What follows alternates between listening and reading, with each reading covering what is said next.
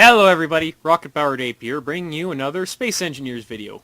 Only today, I'm bringing you something a little bit different because I'll be talking about the patch notes. And we have actually a really good set of patches today, so let's start off checking them out by clicking Join World here. And I'm sure you've already noticed this shiny new search bar down in the corner for the server lists. This is a very, very welcome addition because this will make it a lot easier to find your friends' games, or like say a game that was posted on a forum or somebody gets a dedicated server up that people can join. This is going to be really helpful. And the next thing in the main menu I would like to show is in the world settings. So let's just click New World, Custom World, Advanced, and here you can see that they've added options for welding and grinding speed. And it's a very nice set of options indeed, going all the way from reducing the speed to increasing it substantially. For me personally, I'm going to turn it up, but if you'd prefer your grinding and welding to be a bit slower, go right ahead. I like this set of options. This is a good solid set of options. Alright, and the next thing I'm going to show you guys, I have to get into the game itself for, so I will see you over there. Alright, so the next thing I would like to show you guys, now that we're here in game, is something rather interesting that they've added to the HUD. So if we just fly up to this little control board on the door here, you see this interesting option called Show on HUD. And if we turn this on, no, we can't see the door yet, because this option is something rather interesting. They finally added in functionality for the antenna. So if we go here and stick an antenna on the ship, now all of a sudden we see that the door is highlighted in our HUD because the antenna is attached to the ship. So pretty much anything that has an antenna attached to it, if you go into the options for like the ship, the base, the car, whatever it happens to be, and press Show on HUD, they will do exactly that. They will show on the HUD. Of course, they have to be capable of being shown on the HUD. I'm not sure what can't. I don't think most of these things can. In fact, all of these things can. I must just pick too many options. So yeah, watch out for that, I suppose. Unless, no, the beacon doesn't show on HUD. Okay, there you go. So I guess if you go, boop, show on HUD vanishes because of the beacon. But if you go like this, show on HUD stays. And so now everything that I've turned on in the ship that's set to show on HUD, thanks to this antenna, I can see on the ship. And this will be very useful for things like, say if you want to put running lights on the side of your ship and you just went and stuck them all on without changing the color initially. You could switch these on to figure out which light is which and program them without having to remove them and put them on again, or like fiddle with them all individually. I really like this. This is nice. And it's also nice to have actual functionality for this try again. It's also nice to have functionality for the antenna now, because it used to just be dead weight that took up space on your HUD after they added in the update for it, which brings me to my next point. You can, in fact, turn off the antenna in the HUD now, which will disable all the other HUD things if you have all the antennas turned off. And they've altered the broadcast radius of the antenna and the beacon to go all the way up to infinite now, which is really nice, because say you have a master beacon or an antenna somewhere on your map that you want everybody to be able to see no matter where they are, just sort of as a common navigation point. And finally, on to the part of the update that I'm most excited about, and I'm sure a lot of other people will be most excited about as well. We now have powered wheels in the game. And no, don't worry guys, the old wheels and rotors are still fully intact, so if you want to, for whatever reason, build a car or a tram with the old style of doing it, you can just go right ahead. Options are great. So let's just go take a look at these. These guys are the small ship ones. And then, as expected, the big ship ones are pretty much just the same, only bigger. And if we come down here, there's a couple notes I'd like to make about the wheels before we move on. The two smaller ones here, the base is 1 block wide. But with the largest ones, the wheelbase where it's connected to the ship or whatever is 4 blocks wide. So just keep that in mind when you're designing whatever it is you're designing, whether it's a flying ship that has wheels or a truck or a race car or whatever. And the other note is actually something that's a glitch right now. You see these small ones? They are having a bit of trouble right now. Like sometimes they'll spaz out and fly off into space, or when you reload the games they won't work because they're technically disconnected from the rest of the wheel assembly. So yeah, just watch out for the small ones right now. But other than that, very welcome addition to the game. I've been waiting for something like this for a long time. And if we just go down here, we can demonstrate them. So here I have some completed cars, and got this one here that's kind of built in the old style. And now what you need to do with these guys was put rotors on and then attach the wheels to the rotors, and then you would either have to get your power from thrusters or by going into the menu and monkeying around with the rotors to get the wheels turning. Now these cars are fine and all, but they got a few problems. One, whether you're using thrusters or rotors, they're pretty slow. And two, they can be a bit on the cumbersome side to try to control. They're a bit difficult to control. So now that we have our shiny new wheels, that is not as much of a problem. So if we come over here to this car and hop in, you can see not only do we accelerate faster, but we turn much smoother. Much smoother. There's no hopping up off the deck like with the other car. And if you go into the options here, you can actually set it so that both the thrusters and the wheels affect the car when you move. And the advantage of doing this is the thrusters can help you stop, because if you notice, when I don't have control thrusters turned on, the car just keeps coasting if you go straight. And that is related to, where did it go? This option right here, friction. If friction was turned all the way up, the car would come to a stop on its own a lot easier. And I'll get more into what friction's all about in a little bit. The next thing I want to talk about right now is this here. Now you can individually switch off whether the wheels will propel or steer. So let's just turn off the rear steering and rear propulsion. And now we have what is essentially a front-wheel drive car, like a pure front-wheel drive car. And you can set it up pretty much however you want. It can be all-wheel drive, front-wheel drive, front steering, rear steering, or all-wheel steering like you see before.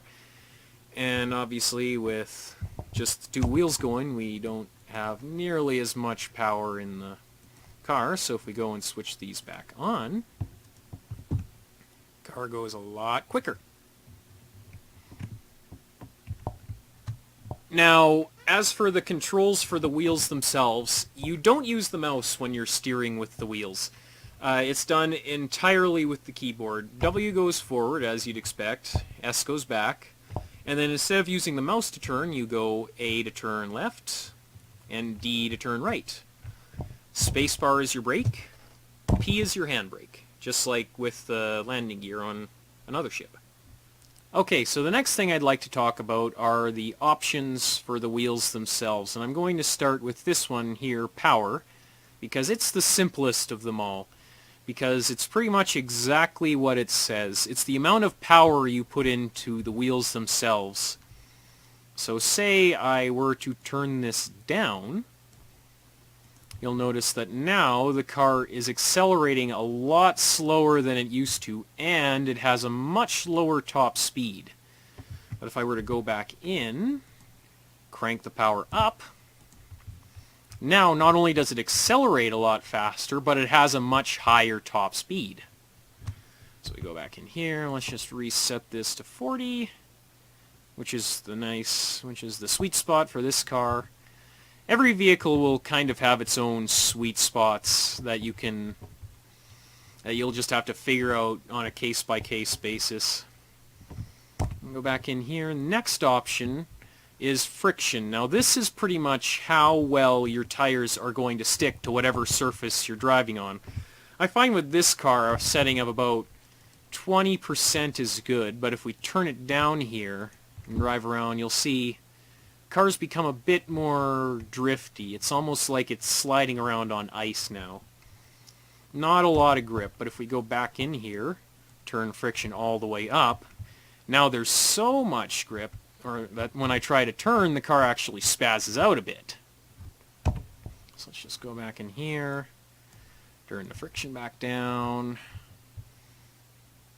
And also one other thing, there's a bit of a glitch with friction right now. Sometimes when you turn it up and down, it doesn't quite take. Like, it can lag a bit and take a while for it to happen, for it to work properly.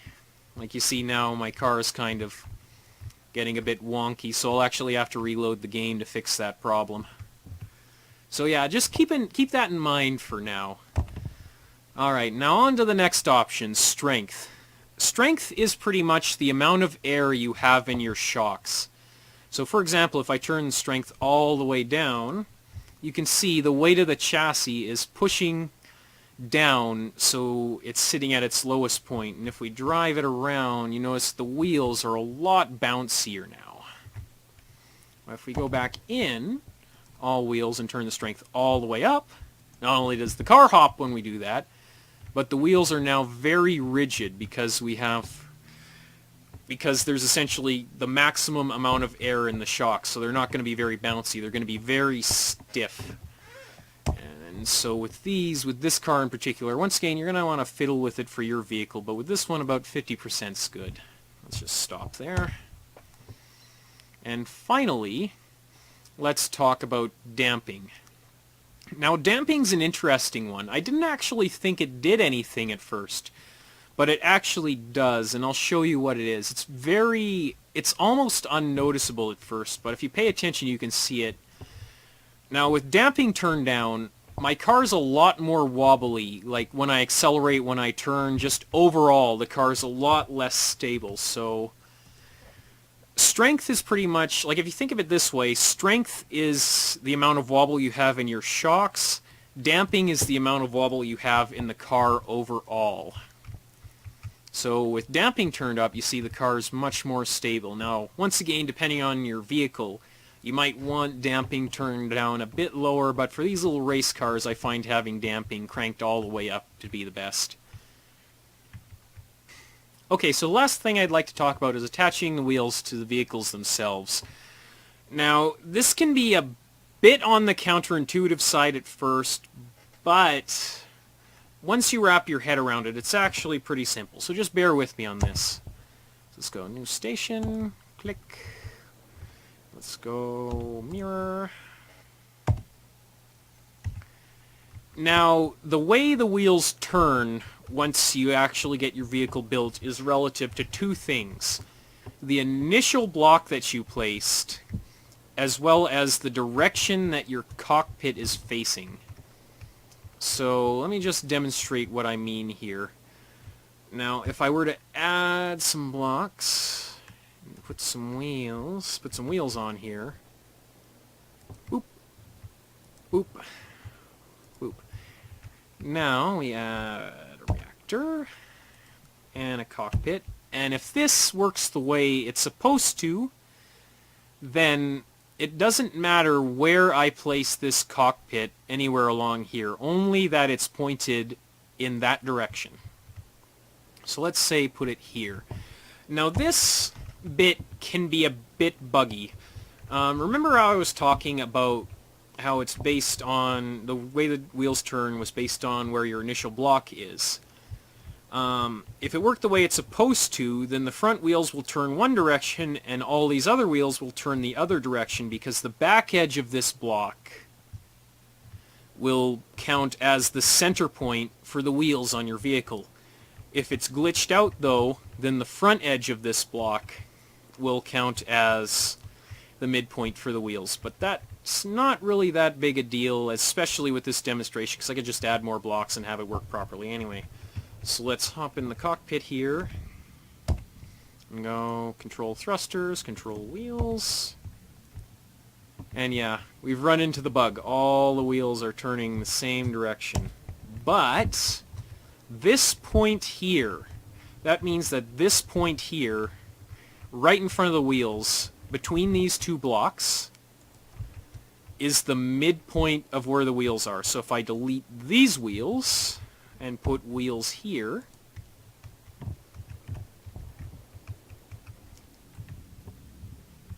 you now see that the wheels are turning in the other direction. Now, remember how I said it was also relative to the cockpit? I'll show you what I mean. If I go up here, and I put a cockpit here, and hop in, then all... Oh, come on, you... There we go. Now, the back edge of the cockpit, because that's where my initial block was, that will be the new midpoint for the wheels.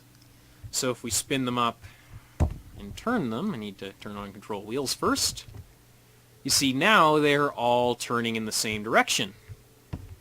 And if we hop out and do this,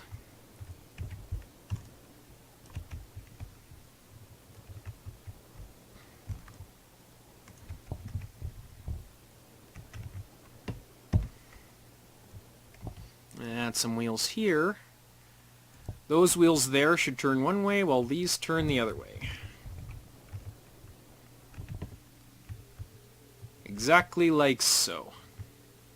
So yeah, that's how wheels work. I'm not really sure what the deal is. I know it's based on the initial block, but it seems to be a bit buggy right now, because sometimes it'll be the forward edge of your initial block relative to the cockpit, sometimes it'll be the back edge of your initial block relative to the cockpit. But one thing's certain with the placement of the wheels, it is reliant on those two things: the placement of where your initial block was in your vehicle, and the direction of the cockpit, not the placement of the cockpit. So yeah, that's pretty much it for this update. Really cool update. I'll be doing lots of fun things with these wheels, and I will see you guys next time.